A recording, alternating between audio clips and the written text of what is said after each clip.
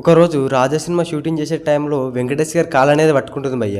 దాంతోని అందరూ ఈ షూటింగ్ అనేది ఇప్పుడు ఆగిపోతుంది ఈ టైంలో అనుకున్నారు. ఎందుకంటే వెంకటేష్ గారు కాలు పట్టుకోవడంతో పక్కనెళ్ళి కూర్చున్నారు. శివ గారు కూడా సరే తర్వాత సీన్ తీసుకుందామని సైలెంట్ ఉన్నారు. అప్పుడు మళ్ళీ వెంకటేష్ గారు వచ్చేసి నా వల్ల ఇంతమంది ఆర్టిస్టులు వెళ్ళి రావడం నాకు నచ్చది, సరే తీసేదామన్న సీన్ ని షూట్ చేసేసిన భయ్య.